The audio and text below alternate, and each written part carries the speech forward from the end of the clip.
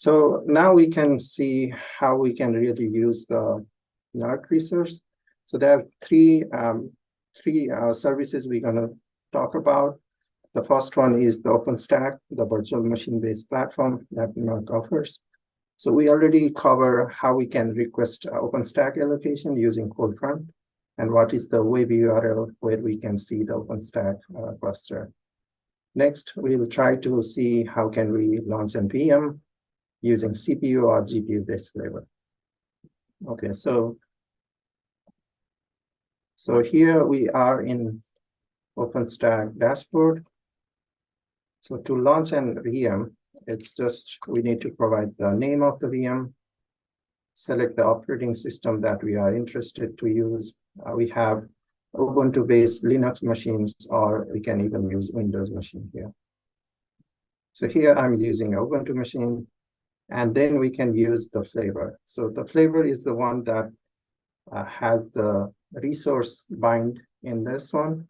So suppose you want more resources on this machine, then you need to have more intensive flavor here. Some of them are not available for me because my allocation is already being used for other VMs. So if I need more resource, then again, we can come back to CodeFront, and as a PI or the manager, we can request for more so that all this unavailable flavor will also be available to my project. So for this example, I'm just going to use the simple SU1 flavor that provides me only one core and 4 GB RAM. So next, I can select some of the security groups. So security groups are some of the port that is open to this machine. So because I'm going to use some web applications, so I need to open some port like port 80 or 443 like that. So I can open and attach that to my machine. Also, because I'm going to use SSS to log into this machine, so I'm going to use port 22. And I already include my own key pair. So to SSS into this machine, I need to have my public key attached to this machine. And it also allows me to download the private key to my local computer. So I've already done that. So I'm just going to attach this cloud key to this machine. And because I'm going to run a simple Python-based HTTP server on port 80, so all I need to do is provide that as a custom script here on the configuration file. So all we did is give a name, operating system, select the operating system, select the resource bound to the flavor, attach some of the security groups, and then key pair and the configuration if we have any bash script that need to be executed during the boot time. So that's all we need.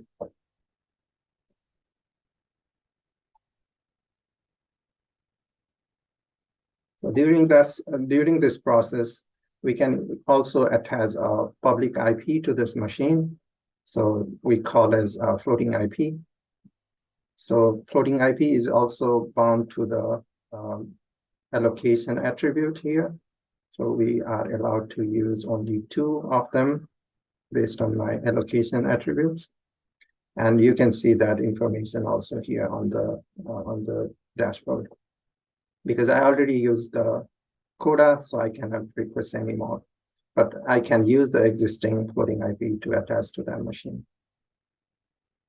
So once that is attached, now I can use that floating IP or the public IP to SSS into this machine, or even export any web server running on this machine.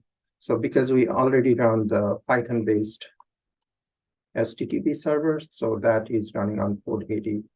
So you can see all the directory listed on the root user here.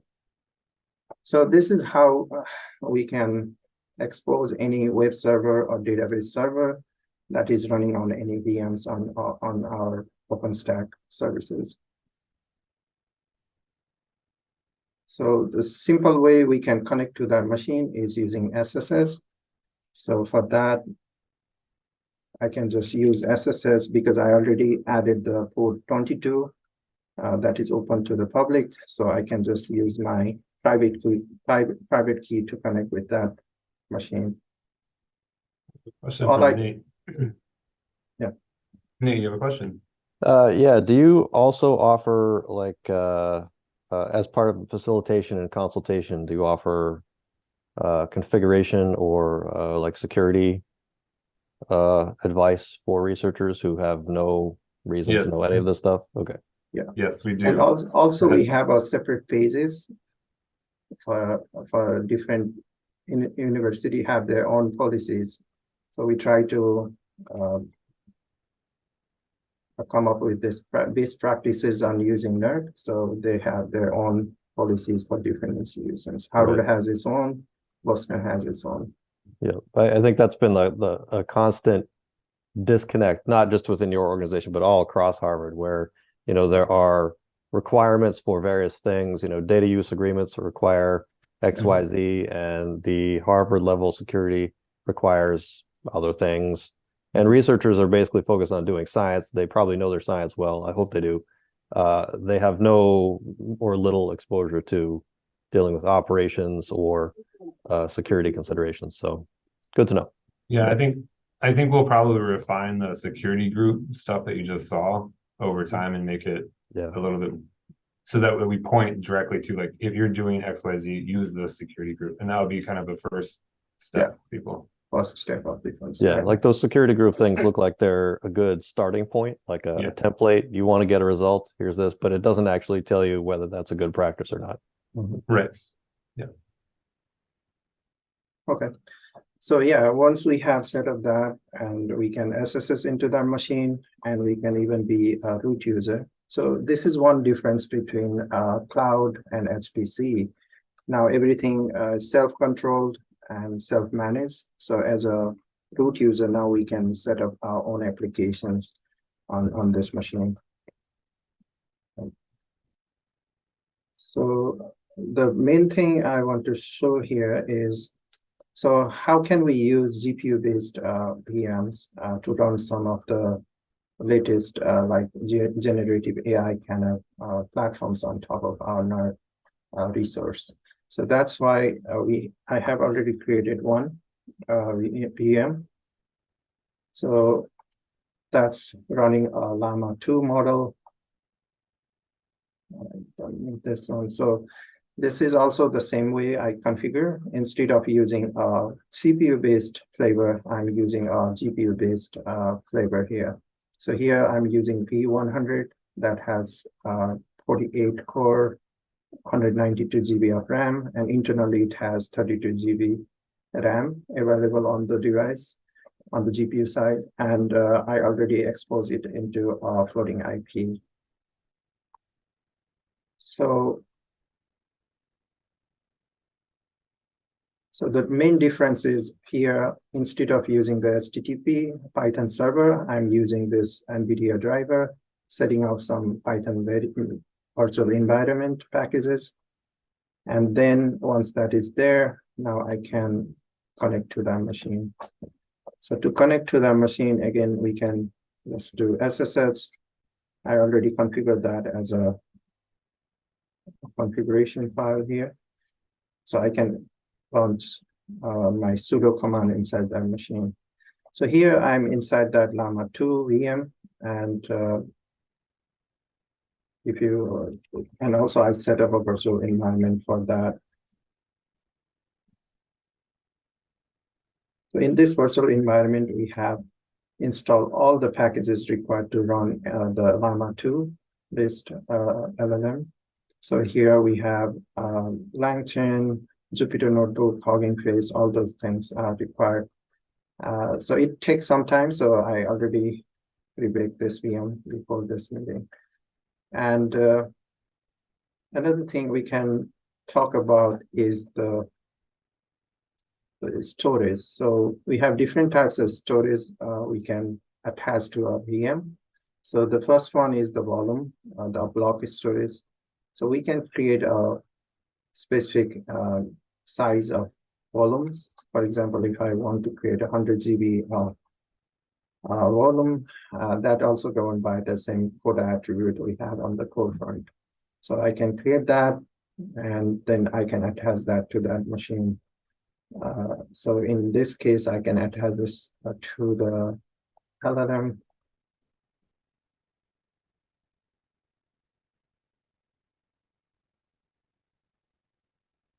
And if we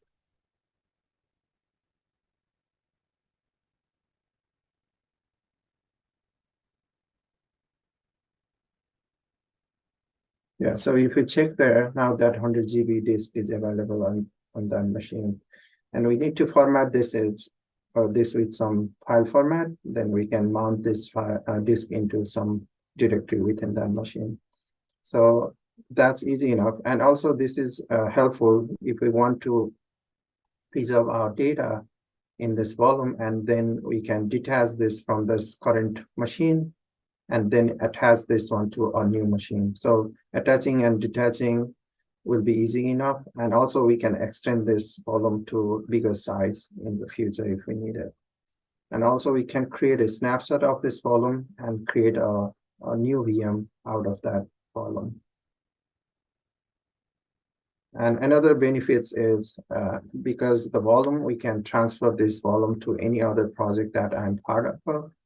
So if we want to just migrate all the data outcome to another project, we can just initiate a transfer from current project. And we just need a transfer ID and the authentication that way we can transfer that one into another project. And that can be even outside of a same project that we are part of. Other projects and the other people or other group can also share those data like that. Okay, so that's the volume or the block storage. Another is the object storage. So on OpenStack, it's called containers. So containers are similar to what AWS S3 object or bucket. So here you can create a bucket or containers, either a public or non-public containers, and then we can put our data inside that. So one way to do it is using the web interface here, or we can use the client or CLI. So we have listed different ways to interact with those object storage. We support rclone, even AWS compatible APIs like S3 LS, S3 commands. And we can also use OpenStack CLIs, Swift CLIs. And also if we are not interested on using terminals, then we have the graphical user interface tools that can also be integrated with object storage. So you can drag and drop your file from your local computer to the object storage, or from object storage to your local computer. So that we can do. So in this example, I will show you how can I connect one of the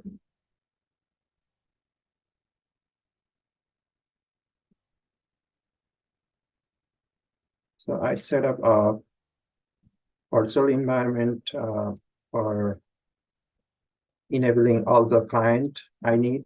So I enable OpenStack client, Swift client, and Keystone client. So if we list out those libraries, we can see all those library packages are pre-installed in this environment. And another thing we need to do is get the authentications from the project. So we can get the authenticated identity from this project. So it's called application credential. All we need to do is create it, just specify what kind of roles we want to apply on this application credential. I already have downloaded that, so it enables us to activate that file here. So all we need to do is source that file, and then this enables to interact from my local computer to the OpenStack project that I'm part of. So now I can see run any OpenStack client CLI. So I can do like OpenStack container list. It will list out all the buckets or the containers that are available on my project. Right now, we can verify there is nothing on my object storage.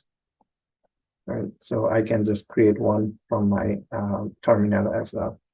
So to create a container, I can use a Swift. So Swift is another CLI that we can use to interact with the object storage. So here, it's the same command. What I'm doing is I'm trying to upload this cold storage Onyx machine learning model file to this container folder. So it successfully upload, and then we can verify that is available into our container objects. So that file is uploaded using our terminal because we already authenticated our project, so we can interact with that. And we can verify that content from our terminal as well. Right. And yeah, so another thing we can do here is set up other tools that is required. So we have set up virtual like a remote desktop kind of setup here. So instead of using the SSS, now we can use the remote desktop applications to connect with that. So remote desktop, again, it's just using the floating IP, and then once connected, we need to specify the username and password for the default user. So I set up our Ubuntu user there with the password.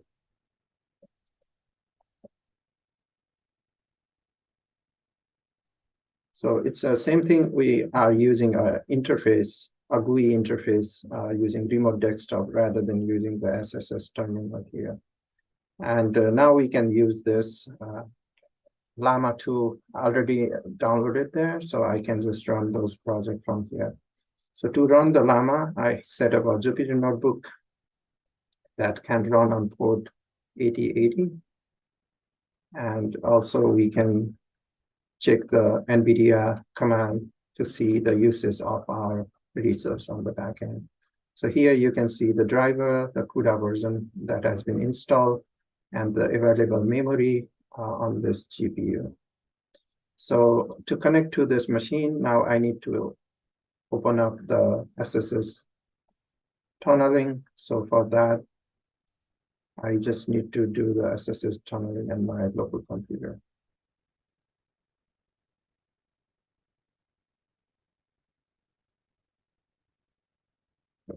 So all I need to do is just connect to that Llama 2 8080 port from my local computer using this tunnel. And then I can access that Jupyter notebook from my local browser on port 8080. Yeah. So this is running the Jupyter notebook on that VM. And I have these two Llama Jupyter notebook files. So you can see, if you are new to Llama, the variation of model Meta provides. So let me show you some of the details about Llama 2. So Llama 2 comes in different parameters, models. So if you want to have a basic model, then we can use 7 billion parameter. Or if we want to have more accurate, more fine-tuned, then we need to use 70 billion. So in this example, I have 13 billion and 7 billion parameter that has been used. But instead of using the Meta or the Llama 2 from Meta, the Hugging Face also provides optimized or fine-tuned model of Llama 2. So for that, we need to register our account on the Hugging Face, and they will allow us to access those repos. So all we need to do is, so they also have the same Llama 2 models, but their version of it is more optimized for chat or dialogue. So we can use those Hugging Face optimized Llama 2 models. So I'm using that one. So where we can specify that one is here on the model ID. So you can see I'm using Hugging Face based 7 billion chat model. And here we are using Hugging Face based 13 billion chat model.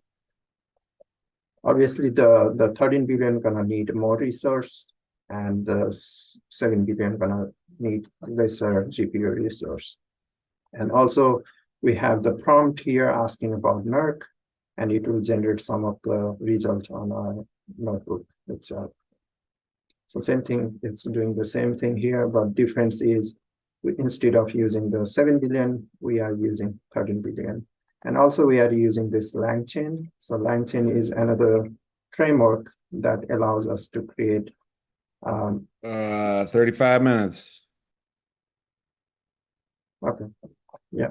So Pretty good. You have 5 minutes left on the VM stuff, and you can switch. Okay. switch it. yeah, so we are using this to develop application using LangChain. So we can easily integrate that on the Python code itself. So that's how it's working right now. So you saw some basic CPU-based web applications can be easily done, and also we can use GPU-based workload on NERC OpenStack platform, right? And also we saw something about the volume using the block storage, or we can use interactive API-driven object storage that we can use for applications or within our own local computers.